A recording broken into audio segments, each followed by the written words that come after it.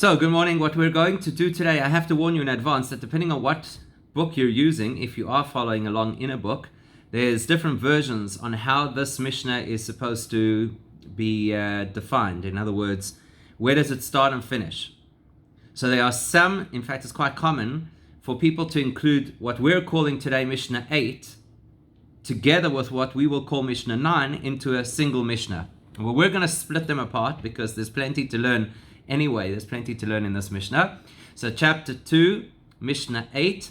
And before we actually start the Mishnah, it's important for us to meet the character, the author of this particular Mishnah, because that in itself is significant. It helps us to create context. It helps us to understand the flow from the last Mishnah to this Mishnah, from this Mishnah to the next Mishnah.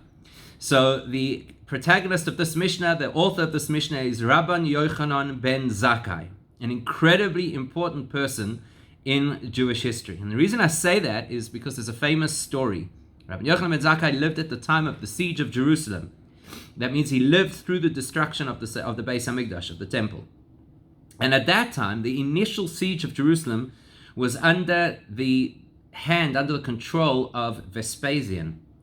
And it was a terrible time in Jewish history. I mean, besides the fact that the destruction of the temple was to follow, it was a terrible time internally because there was a terrible breakdown within the Jewish community. You had those people, particularly people who were aligned with the rabbis. So you had those people whose attitude was, look, Hashem is running the show. We have put ourselves into a situation where we no longer deserve to have control over Israel. The Romans are here. They're the occupying force. And maybe what we should do is we should create some kind of an agreement. Let's negotiate with the Romans. Perhaps there'll be less destruction that way. Unfortunately, there was another group within the community. They were called the Zealots. These were individuals who said, never, not a chance. We do not surrender. We don't negotiate with terrorists. And we're going to fight until the end. So their idea was that they would fight against the Romans and drive the Romans away. Initially, they were actually quite successful because they used guerrilla tactics. As it is, Jerusalem is strategically a very powerful and formidable city to try and conquer. So initially, they did succeed, but eventually they didn't have the buy-in of the Jewish community, and they felt that they had to force people's hands to want to fight. So they destroyed the storehouses of food, which then obviously created a famine, which created desperation that they had hoped would assist them in their endeavors. So it's at that time that Rabbi Yochanan ben Zakkai realized he had to do something really dramatic, and he wanted to try as best as he could to mitigate the destruction that was about to come. So because he had connections, very good connections within this guerrilla organization, he managed to feign his own death, and they took him to bury him, so to speak, in a coffin. They took him out of the walls of Jerusalem. When he got outside of the walls, then he went to speak to Vespasian. And it's a very interesting conversation. There are many details to the conversation. The Gemara gives us many details. But what's relevant to us is that one of the things Rabbi Yochanan ben Zakkai succeeded in doing, he was no idealist, he was no dreamer. He was a pragmatist. He understood what was coming. He foretold that there was going to be the destruction of the temple, and with it, potentially the destruction of the whole Jewish infrastructure. Bear in mind, the Romans were not at that stage looking to destroy the Jewish faith. They were looking to establish political control in the region. And because the Jews had pushed back, that's why it became such a bloody conflict. Needless to say, Vespasian was not the person who eventually destroyed the temple, and his successor, his son Titus, was terribly cruel and anti-Semitic. But at this point in time, when Rabbi Yochanan ben Zakkai gets out of Jerusalem, things are a little softer than they were going to land up being. And so he recognized that if they would destroy Jerusalem, they would of course just destroy the whole Jewish infrastructure, and not only would we not have a Beis Hamikdash, but potentially we would not have Jewish continuity. And so one of the main negotiating articles, one of the main things he put on the table when he went to speak to Vespasian was, Ten li Yavne v'chachomeha. Please, would you allow me Yavne, which is another region, another area, v'chachomeha, and its scholars. And it's because of that Rabbi Yochanan ben Zakkai was the individual who succeeded in preserving, in saving the continuity of Judaism. It's directly thanks to him that there were still Torah scholars, directly thanks to him that there was the potential to continue the legacy of Judaism. Now that's incredibly important for us, because that means when we read something from Rabbi Yochanan ben Zakkai, we read it through the lens of that particular piece of history. A man who dedicated himself to preserve Judaism. Now the flow is that we're going to learn what Rabbi Yochanan ben Zakkai says in this Mishnah, and then in the next Mishnah we're going to be introduced to his 5 main students. Now that's really important for us as well, because those main students, if he is the person who preserved the continuity of Torah, you can well imagine that his main students contributed a very great amount to that process. So that's why this Mishnah introduces us to the teacher, and the next Mishnah introduces us to the students, and that's why many people put the 2 Mishnahs together into a single Mishnah, because it's one continuum, it's one message. Now, that's not the only way in which Rabbi Yochanan ben Zakkai preserved Judaism, not only because he fought for the Yavneh Torah establishment. Rabbi Yochanan ben Zakkai was also famous for enacting various takonos, various institutions in Jewish life that actually became quite important. Some of them apply to us still until today. So, for example, the way that we celebrate the holiday of Sukkot was defined in part by Rabbi Yochanan ben Zakkai's takonos, by his enactments. So not only did he preserve Judaism by creating a Torah center and allowing people to continue to study, but he preserved Judaism by putting in place certain concepts that introduced, certain practices that he introduced, that allowed Judaism to sustain itself even under very, very, very difficult times. Just to give you a little bit of an idea of what level of scholar, besides the fact obviously that he had this incredible group of students, but just to appreciate what level of scholar Rabbi Yochanan ben Zakkai was, so here's a couple of things you should know about him. We're going to see that he's a student, as this Mishnah will introduce us, he's a student of both the great sage Hillel and the great sage Shammai, which may raise a question for you. So why are we only hearing about him now? We heard about Hillel and Shammai already quite a while back in the previous chapter.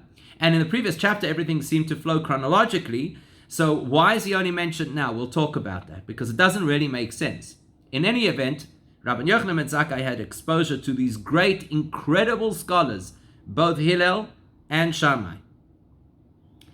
And that's going to be significant for us. Hillel, for those people who know, Hillel was somebody who lived for 120 years. They say that Rabbi Yochanan ben Zakkai was like his teacher, in the sense that he also lived for 120 years. And his life is effectively split into 3 main chapters. There was a period in his life, the first 40 years, obviously assuming from when he was old enough to engage in these kinds of things. So for the first 40 years of his life, he engaged in business. He was engaged in the world. He was a person who understood the world. And that's going to be very significant for what we learn in this Mishnah. Very often you hear things and it comes from the perspective of a person who hasn't tasted the world. He doesn't know what it's like to try and put food on the table. He had been there. He had been in the business world for a period of time till the age of 40. For the next 40 years of his life, he was dedicated absolutely purely just to study under the greats Hillel and Shammai. And for the last 40 years of his life, he was totally dedicated to teaching, and his teaching was not just simply the fact that he established a yeshiva and he had a whole lot of students. His teaching was the preservation of Judaism. That's what he did. He kept Judaism alive. So that gives you a little bit of an insight into the individual that Rabbi Yochanan ben Zakkai was, a person who had experience in various forms of Jewish communal life: the business world, the student world, and the teacher world. And Rabbi Yochanan ben Zakkai would say, the Bar Tanura, Rabbi Ovadia Bar Tanura, who's the foremost commentator on the Mishnah, says that there was no area of Torah that Rabbi Yochanan ben Zakkai had not mastered. He was an absolute, what we call a colboy. He had every perspective, from the mystical to the practical to the legal to the scriptural to the philosophical. He had mastered every area of Torah. And yet, Rabbi Yochanan ben Zakkai was fond of saying that if all of the oceans were ink, and he could use all of that ink to write on an endless amount of parchment all of the Torah that he had learnt from Hillel and Shammai, he would not have enough ink. And yet he would say, and what he had learnt was like a drop in the ocean compared to what his teachers knew. So just to give you an idea, both of the expanse, the greatness of the man, and the humility, which of course is really important. I want to share one last anecdote about Rabbi Yochanan ben Zakkai before we start the Mishnah, And you'll see that it does have some correlation with what we're going to be talking about. And that is at the end of his life. Rabbi Yochanan ben Zakkai, the Gemara tells us, was on his deathbed. He was surrounded by his students. And his students wanted a parting message. So the parting message that he gave them is one thing. The parting message he gave them was that halavai, you should always be in awe. You should always be afraid of Hashem watching you as much as you are afraid of what if somebody else would see you. How's that for an insight into human psychology, right? People are, generally speaking, more afraid, what if somebody sees me? The fact that Hashem is always watching is kind of abstract and theoretical. But what he said on his deathbed is incredibly powerful. He said this. He tells his students, Eini yodea be'eze derech moilichin oisi. He told his students, I don't know which path they will lead me down. In other words, when a person passes away, there are two choices, right? Either you go upstairs or you go downstairs. Either you go to Gan Eden or you go to the other place. Now here's Rabbi Yochanan ben Zakkai, who studied for 40 years to the extent that he had knowledge that would fill all of the oceans. Here was an individual who, we're told, had mastered every area of Torah.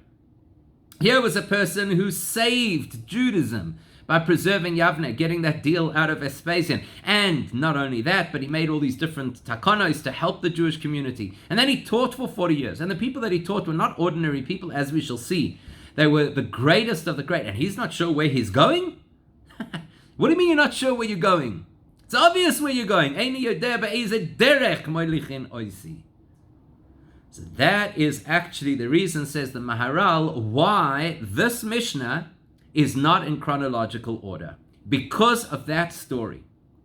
Chronologically, Rabbi Yochanan ben Zakkai belongs in the first chapter and closer to the Mishnah of Hillel and Shammai, which is towards the end of the chapter, but still not the final Mishnahs of the chapter. Why is it here? Says the Maharal, because if you remember the way that this chapter began, you'll understand the connection to Rabbi Yochanan ben Zakkai. This chapter began with a saying from Rabbi Yehuda Hanasi, Rebbe, who said, Eizohi derech toiva, derech yeshara, what is the upright, what is the correct, straight path, sheyava lo ya'adam, that a person should choose for themselves. Because this chapter began with that theme, the theme of the correct path, and Rabbi Yochanan ben Zakkai ended his life with a message of, I don't know, with all the learning, and with all the commitment, and with everything that I've done, I don't know for certain that I got to the derech yeshara. I don't know which derech I went on. I know that I fulfilled Torah mitzvahs. We said this right at the beginning of the chapter, that this is not addressed to a person who is not yet observing mitzvahs. This is to the person who is engaged with Torah mitzvahs, and we still say within the realm of Torah mitzvahs, you have to find the derech yeshara. There's a specific, unique way in which a person should do what they're supposed to do. That was Rabbi Yochanan ben Zakkai's biggest issue that he wanted to know about his own life. Did I succeed in following the derech yeshara? It's because of that. That's why this Mishnah lands up where it lands up, in the second chapter, where it speaks to the theme, of the opening theme of the second chapter, more so than the chronological place where it belongs in the first chapter. Okay, so let's have a look at the Mishnah, and then let's see what lessons we could extract from it. Rabban Yochanan ben Zakkai kibel mehilel umishamai. This is quite interesting, because in the first chapter, we had this at every single Mishnah. So-and-so received the tradition from these people or this individual who was their teacher. Then we didn't see that again in this chapter. In this chapter, it was just this individual says this teaching and that individual says that teaching. But because chronologically Rabbi Yochanan ben Zakkai belonged to the period of history where there was that very clear, unbroken Kabbalah. Now, most people think Kabbalah is like mysticism, creating golems and clicking fingers and making spiritual things happen. Actually, the word Kabbalah is to receive a tradition that is reliable. So the tradition, before the destruction of the Beis HaMikdash, before all the upheaval that happened, you still had people who were kibel, who still received. So this tells us the chronology of it. Rabbi Yochanan ben Zakkai was still in the period of history where there was kibel, where he could say that he had a solid directive from his teachers that trace its way all the way back to Moshe Rabbeinu. So he was mekabel. By the way, we have an expression that we use. There's such a thing as a student, and there's such a thing as a mekabel, and then there's something Hasidim call a mekabel pnimi, which basically means this. You know what a student is? Over here, we call them learners, right? What's the difference between a learner and a student? I don't know. But what's the goal of a student? A student sits in a class, sits in a lecture, and the goal of the student is to listen and to learn. But it's not necessarily guaranteed that just because somebody is a student, they will be mekabel, which means it's not guaranteed that they will necessarily get the information in its honest, pristine form. Because sometimes what happens, unfortunately, is you hear and you understand and you learn something through the prism of your preconceptions. So just because somebody is a student is not necessarily a guarantee that they are mekabel, that they actually get the original information as it was deemed to be taught. And then you get what we call mekabel pnimi. That means out of all the students that a teacher will have, there will always be that one outstanding student who really gets it.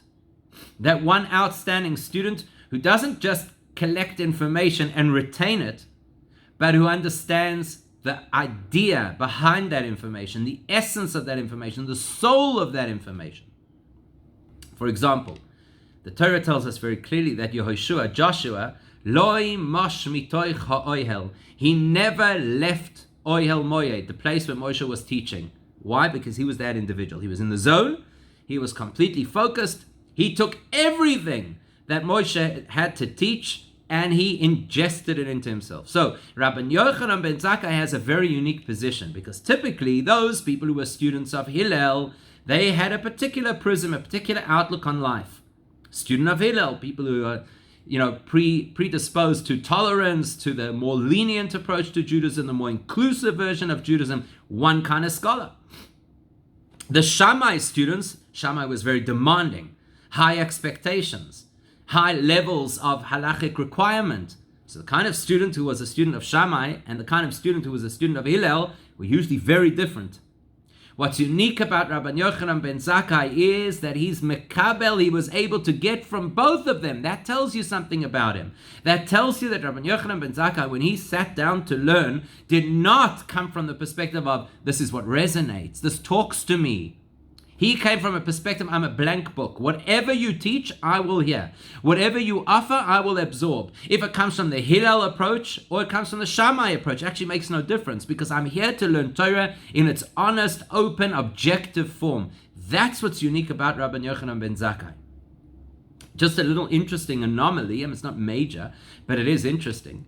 You'll notice in the next Mishna that each of his 5 students teaches 3 primary teachings. Rabbi Yochanan ben Zakkai, the teacher, only teaches 1. It's a bit odd, don't you think? You would expect usually that the teacher teaches a lot of information and the students then glean different pieces. So this one gets this piece and that one gets that piece. Here it's kind of reversed.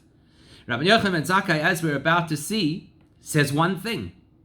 But that's Rabbi Yochanan ben Zakkai, because the greatest level of understanding is not when you understand detail, it's when you understand essence. When you chap the essence of a concept, the details come naturally.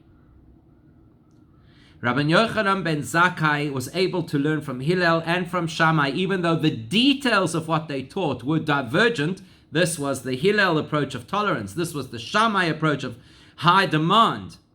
And Rabbi Yochanan ben Zakkai was able to get from both of them because he took the essence of what they were teaching, which is not, of course, contradictory to the essence of what the next person was teaching, because it's all Torah, it's all truth. Therefore, when he teaches the essence of a concept, and that concept will build through the teachings of his students. So what's his big teaching? Hu haya omer. He frequently would say, and this was his kind of primary teaching, Im lo madata Torah harbe. If you have learnt a lot of Torah, al tachzik tova latzmach. Don't, it's a difficult phrase to translate accurately because there are variations of what it could mean. The simple understanding is, Al tachzik tova la'atzmach, don't take personal credit for the fact that you've learned a lot. Yes, of course, it's a magnificent thing, and shkoyach, and well done, and that's what we expect, and you should do it, and it's a huge mitzvah. But Al tachzik tova la'atzmach, don't start prancing around saying, hey, look at me, look what I did, look how I achieved. I learned so much Torah. Why not? Ki lekach noitzarta. Because it's for that purpose that you were made. Why are we here? To learn Torah. So you're going to walk around all proud of yourself that you're doing why you were here. There's an interesting debate amongst disciplinarians. Interesting debate. Should you reward good behavior? It's an interesting debate. Why? Because obviously if somebody does something wrong, there needs to be a consequence. But if somebody does something that they're supposed to do they need to be rewarded for it? I'll give you an example. If you stop at a red light, should we give you a prize? Imagine you have like a traffic cop standing at the corner, and every person who stops at a red light, we come and we put a sticker on your car that says, well done. The smiley sticker like they give the kids at school, put it on your car. Should that happen? So there's a whole argument in psychology that says that's not a good idea. Why? Because the minute you reward somebody for doing something that they were supposed to do, you make it sound like they didn't necessarily have to do it. Says Rabbi Zahid, if you are all excited over the fact that you learned Torah, don't get all excited, don't take credit. That's why you were created. Or according to some of the Meforshim, it's actually more than that. Let's think about it. What is the greatest gift that we've been given? Life. And we get given that gift every single day. Never take it for granted. That's why we say Modani in the morning, because you should never take it for granted. The fact that you wake up in the morning. Who decided what? You went to sleep the night before. When you went to sleep last night, could you guarantee waking up this morning? No, it's a gift. So now you have to ask yourself the question, why am I given this gift? Why did Hashem put me here? It's obviously in order to fulfill a particular purpose. So therefore, because I'm here to fulfill a particular purpose, because I'm given this incredible gift of life, the truth is I owe Hashem more than He owes me. There's a psychological shift. Most people get up in the morning and go, God, you still haven't answered this prayer of mine. You still haven't given me that. I still need this and I need the other thing. And please, that's how we think. The truth of the matter is it should be the other way around. Hashem, you've given me life. Have I even begun to pay you back? The fact that you were created means that you carry a debt towards Hashem that you will never repay. So now you're going to say, oh Hashem, I did you a big favor. I learned a lot of Torah today. Shkoyach, thank you very much. He gave you life. What do you think? He gave you life to download things on YouTube? You think He gave you life to sit and play bowls? Why did He give you life? He gave you life to learn Torah. So what you could do?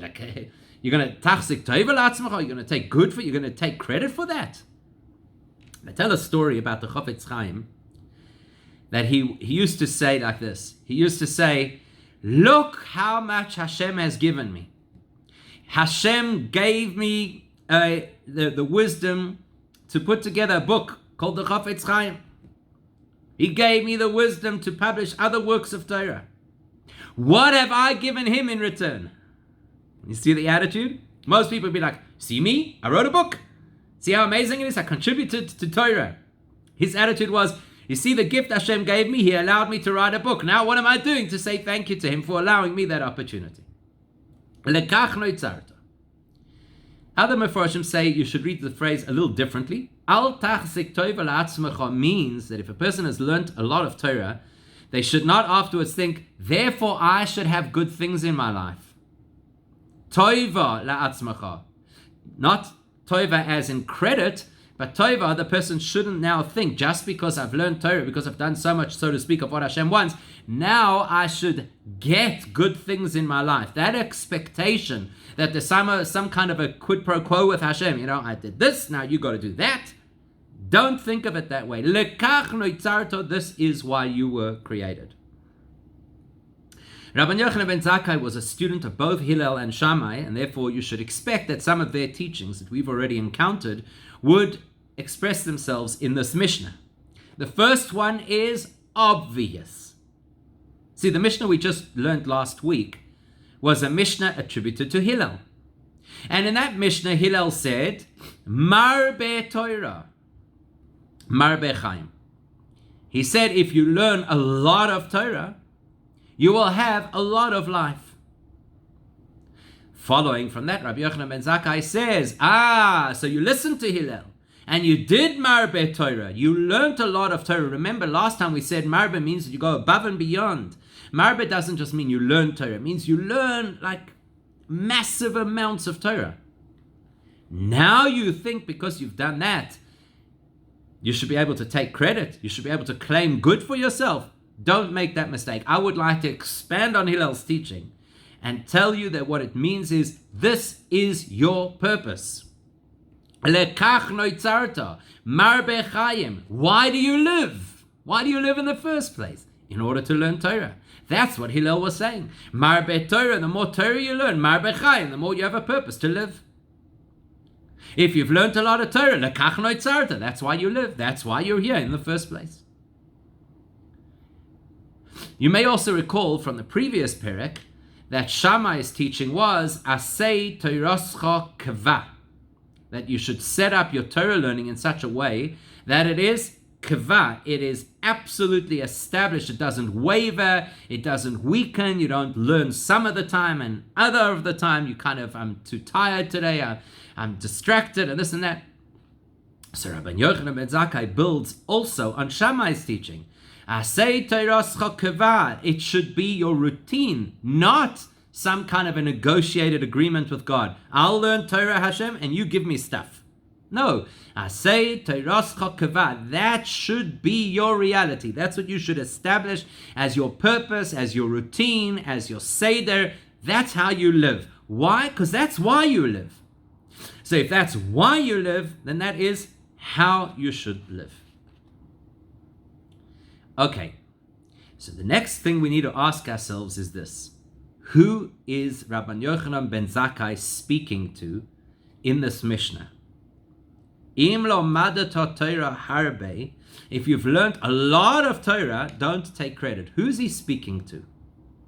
Is he talking to a Torah scholar? I don't think a Torah scholar would have this issue, to start to think, well, I've dedicated my life to Torah, and therefore, because I'm learning a lot of Torah, it's like a big deal. Well, obviously, it's not a big deal. That's what you dedicated your life to.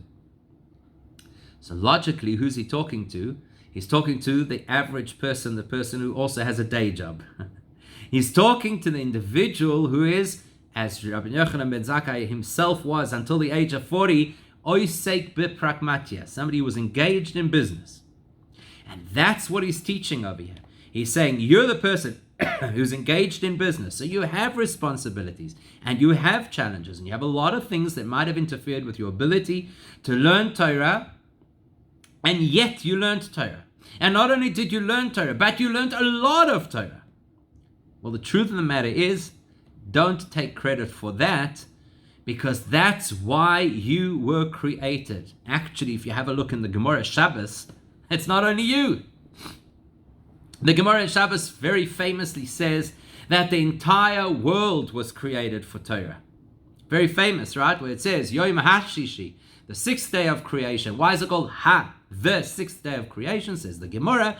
Because Hashem made a precondition with the world that if the Jewish nation learns the Torah, accepts the Torah at Sinai, is committed to the Torah, then the world will endure. And if, God forbid, the Jewish people choose not to learn Torah, well, then the world is going to return to what it was originally, which is toihu vavoihu, emptiness and void. So it's not only you, the individual, who was created for the purpose of learning Torah, it's the entire world that was created for the purpose of learning Torah. Now, think of it this way. Let's analyze the story for a second. Hashem says, right at the beginning of creation, day 6 of creation, it says, Yom HaShishi. This sixth day of creation, which of course is significant because it's when humans are created, this is actually the condition on which the entire world hinges. One day, in 2,448 years, when the Jews stand at Mount Sinai, that's when we're going to consolidate whether or not the world should continue to exist. I'd like to ask you a question. What were the chances that this was not going to work out? When Hashem made the world, and on day 6, he said, guys, I'm just telling you, Nothing is confirmed until the Jews get to Mount Sinai. Let's be honest. Did Hashem expect that it was going to fail? No. Obviously he didn't. And we know that he didn't because we know that the Gemara also tells us that Hashem took Mount Sinai and he suspended it over the heads of the Jewish people. And he said to them, if you accept the Torah, great. And if not, I'm going to drop this nice little mountain on your heads. So they didn't really have much choice.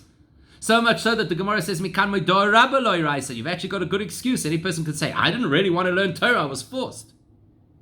So was Hashem going to ensure that his plan would come to fruition? Absolutely. That's what Rabbi Yochanan ben Zakkai is telling us. Why do you think you're learning so much Torah? What do you think? You're just self-motivated? You think you're such a big person that you were able to drive yourself to learn Torah? No, lekachno itzarta. Hashem designed you right from the beginning, number one, with a brain, so therefore you can learn Torah, but more than that, he designed you with a desire, with a curiosity, with an interest. He designed you with certain factors that are going to draw you to learn Torah.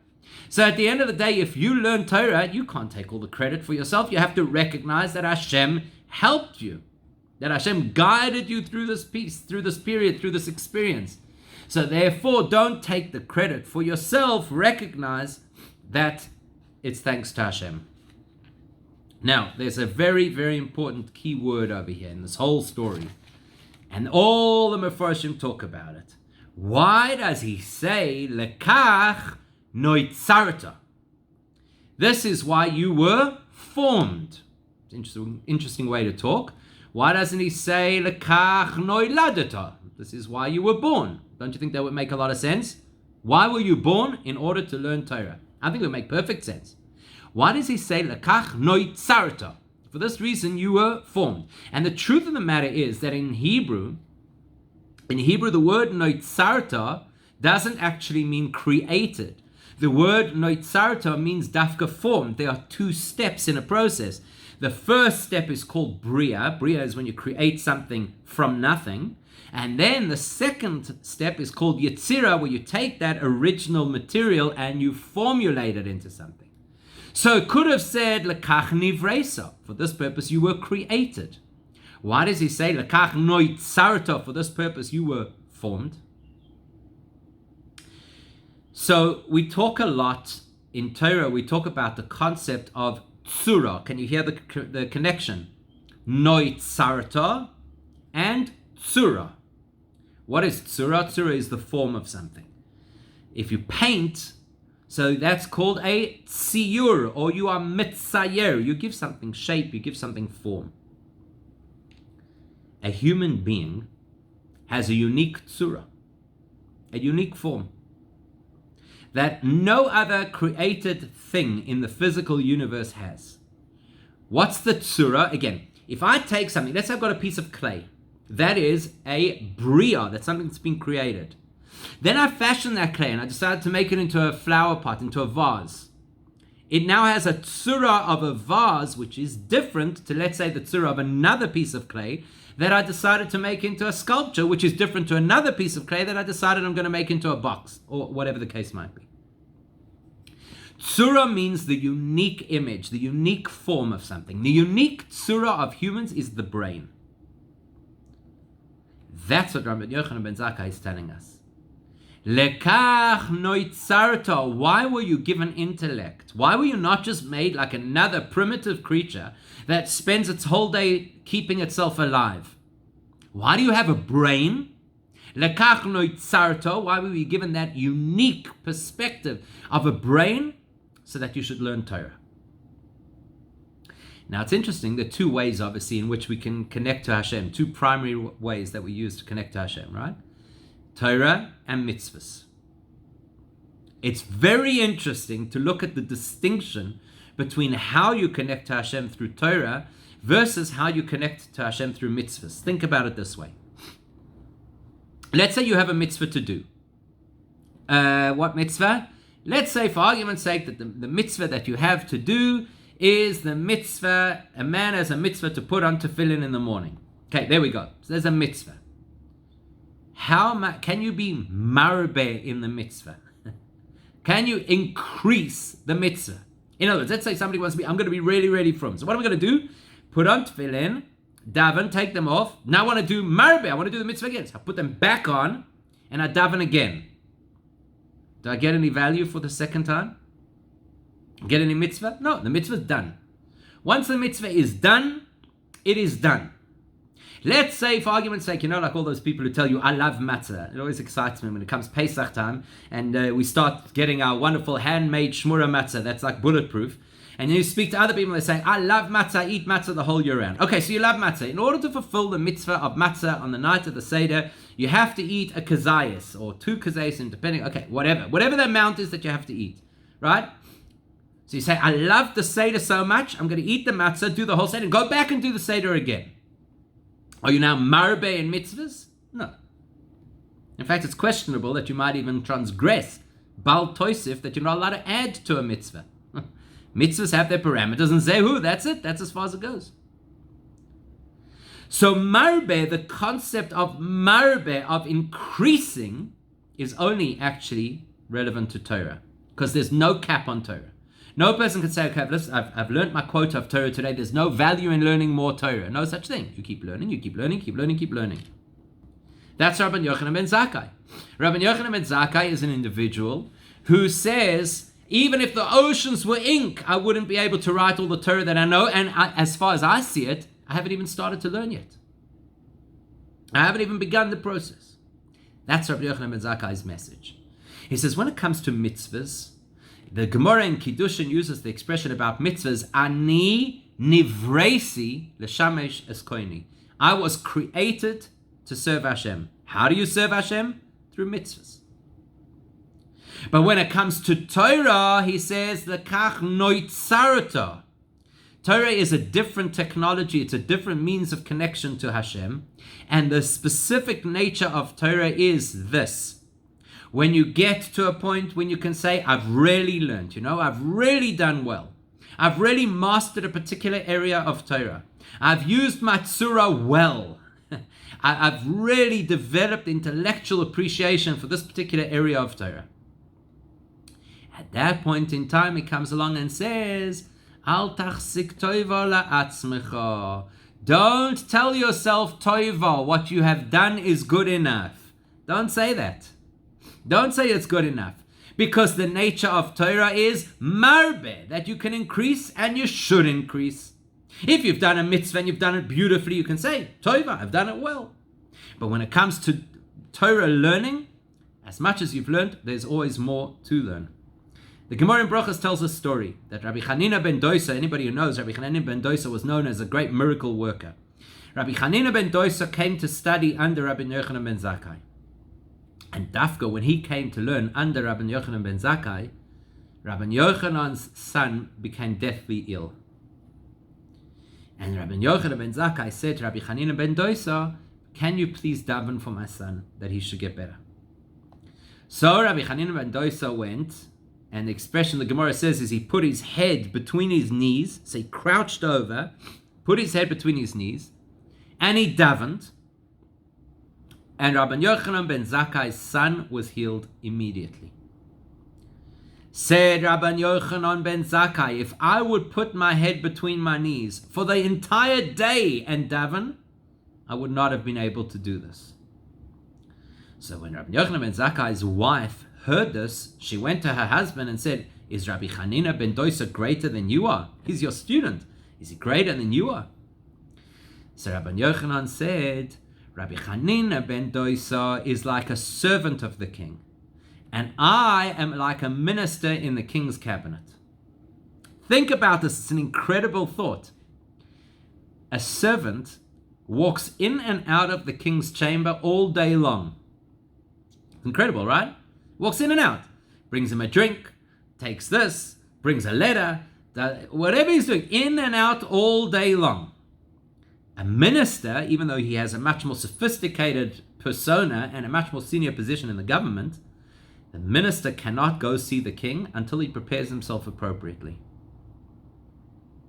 Rabbi Chanina ben Dosa, the Gemara in Sota tells us, was one of the Anshe Maaseh. His way of connecting to Hashem was primarily through a brilliant commitment to mitzvahs.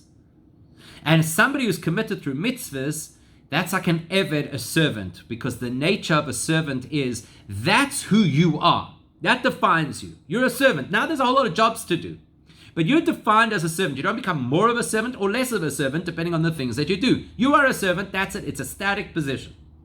Ani nivreisi. I've been created to serve a particular purpose. What's that purpose? L'shamish es koini, to serve Hashem, to do as many mitzvahs as possible. Rabbi Yochanan ben Zakkai was like a sar, a minister, meaning to say somebody who has, in a sense, a certain sophistication. Right? What's the nature of his sophistication? He appreciates the king. He understands the king. The servant doesn't necessarily understand the king. He just does what the king wants. But he understands how the king thinks, and he understands what the king wants, and he's studied the king, and he's built a relationship with the king. Therefore, he is constantly challenged to work on himself and improve on himself. The fact that he walked into the king yesterday for an appointment does not mean that today he is ready to walk into the king again. It's an incredibly important lesson for us. And just as a little bit of an aside, but it relates, we could actually connect that to this week's parasha. The parasha we're going to read this week, amongst other things, has this very interesting negotiation between Avraham and the people of Ches. Sarah Imenu passes away. Avraham has to find a place to bury her. He wants to buy the Maras HaMachpelah where Adam and Chava had already been buried, and he goes to the owners and he negotiates with them. They say, we'll give it to you for free. And he says, no. Bechesef molei, I want to pay full price for this piece of land. There's a whole interesting debate about it and why it is. I'm not going to go into it right now, but there's a beautiful lesson. The lesson Avraham Avinu wants to teach us is that there's certain things in life that come to us for free. Like, for example, some people are gifted with intelligence. For them to open up a bit of Torah and to learn it is the easiest thing in the world. It just flows. It's a pleasure. They get the concepts. It's easy for them. Says Avraham Avinu. The same Avraham Avinu who the Medrash tells us in the parasha 2 weeks ago when Hashem showed him the land of Israel. And he went all the way up north and he came to an area just north of Israel and he saw that the people over there had no work ethic. He said, Hashem, please do not give us this piece of land. Because people who don't want to work, who don't want to invest, who don't want to push themselves, that's not a Jewish way. He rejected it out of hand. That same Avraham Avinu says, I don't want anything in my life for nothing. When the king of Sodom says, I'm going to reward you, he says, I don't want it. I'm not even going to take a shoelace. When the people of Ches want to give him the Maras Machpelah, he says, I'll pay bechesef molei, full investment, to teach us that that's how a Jew is supposed to live, and especially in regards to Torah. That's Rabbi Yochanan ben Zakkai's message over here. If you are gifted, that you have the ability, you have the intelligence, you have the talent, and therefore it was quite easy for you to learn a lot of Torah. Do not convince yourself that that is good enough. It's not good enough.